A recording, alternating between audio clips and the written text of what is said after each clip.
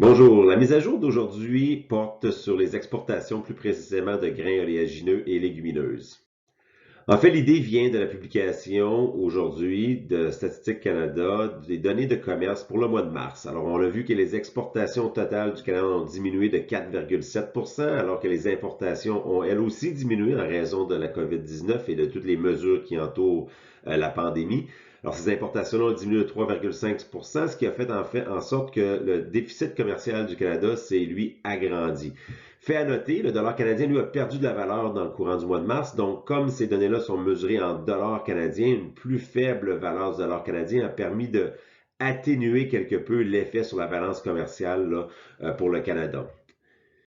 En ce qui a trait aux exportations plus précisément de grains oléagineux et légumineuses, on peut utiliser les données de la Commission canadienne des grains pour regarder les exportations dans l'année de mise en marché, donc les exportations à ce jour, à la fin de la semaine numéro 36, donc à la fin avril, de l'année de marketing 2019-2020 versus l'année de mise en marché 2018-2019.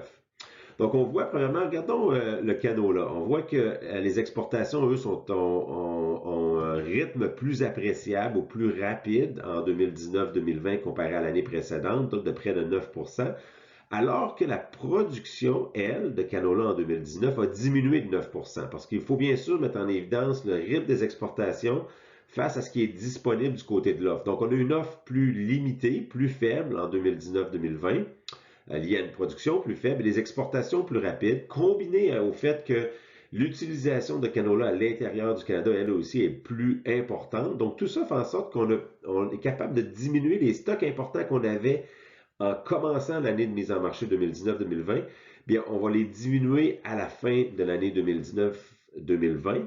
Et donc, ça, c'est pas étranger au fait que les prix pour le canola ont été quand même assez stables. Il y a une certaine volatilité, mais les prix se sont maintenus à un niveau correct pour l'année de mise en marché.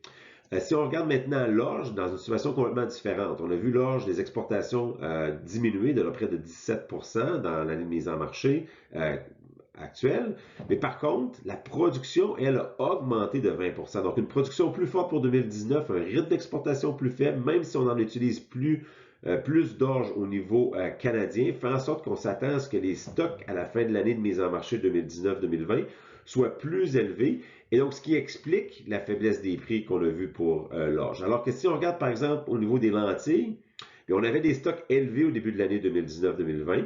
On a une production qui a grimpé de 3 mais regardez le rythme des exportations qui est très, très, très, très élevé cette année par rapport à ce qu'il était l'an dernier avec tous les enjeux qu'on avait du côté des exportations de lentilles. Bien, des exportations qui sont plus élevées de 60 fait en sorte qu'on s'attend à ce que les stocks à la fin de l'année soient plus faibles qu'on ne le pensait au début de l'année. Donc ça a créé une hausse des prix. Ça permet de soutenir les prix à un niveau très appréciable. Ce qui est important de surveiller, c'est bien sûr de continuer à surveiller le rythme des exportations, étant donné la crise actuelle, étant donné peut-être la faiblesse de la demande à l'étranger pour les produits canadiens. Ce qu'on voit présentement, c'est que cette faiblesse-là n'est pas trop apparente dans les données. Et deuxièmement, jeudi de cette semaine, donc le 7 mai, on aura les premières estimations de Statistique Canada pour ce qui est des ensemencements de 2020.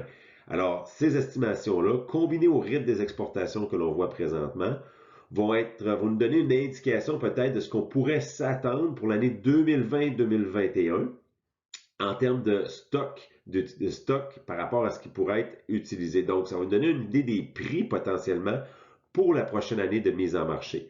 Donc, c'est à surveiller et on reviendra avec une mise à jour le 7 pour parler des estimations de Statistique Canada par rapport aux ensemencements de 2020. Pour plus d'informations, vous pouvez toujours aller sur notre site web à fac.ca/savoir.